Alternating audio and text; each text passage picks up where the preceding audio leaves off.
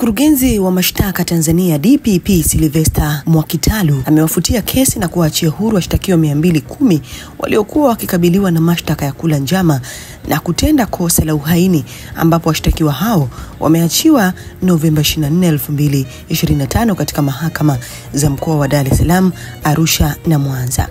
Itakumbukwa kuwa siku 10 zilizopita, Novemba 14, 2025, akizindua bunge la 13 jijini Dodoma, Rais wa Jamhuri ya Muungano wa Tanzania Dr. Samia Suluhu Hassan alimwagiza mkurugenzi wa mashtaka DPP kuwasamehe vijana waliofanya makosa kwa kufuata mkumbo.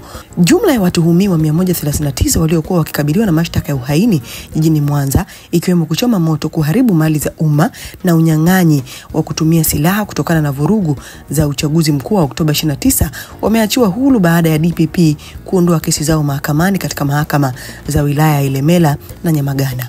Uamuzi huo umekuja baada ya upande wa Jamhuri kuwasilisha maombi ya DPP ya kuonyesha nia ya kutotaka kuendelea na mashtaka dhidi yao, ambapo katika mahakama ya hakimu mkazi Kisutu, Dar es Salaam, DPP amewafutia kesi na kuwaachia huru washtakiwa 47 waliokuwa wakabiliwa na mashtaka ya kula njama za kutenda na kosa la uhaini.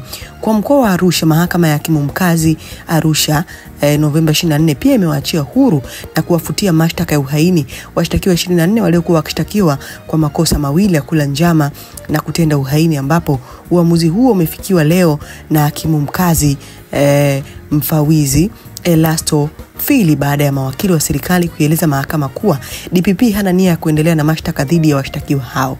Washtakiwa hao wamefutiwa kesi hiyo chini ya kifungu namba 92 kidogo cha kwanza cha sheria ya mwenendo wa makosa ya jinai CPA sura ya 20 iliyofanyiwa marekebisho mwaka 2023. Nini maoni yako? Hii ni VOT Media, hakika tumechangamka.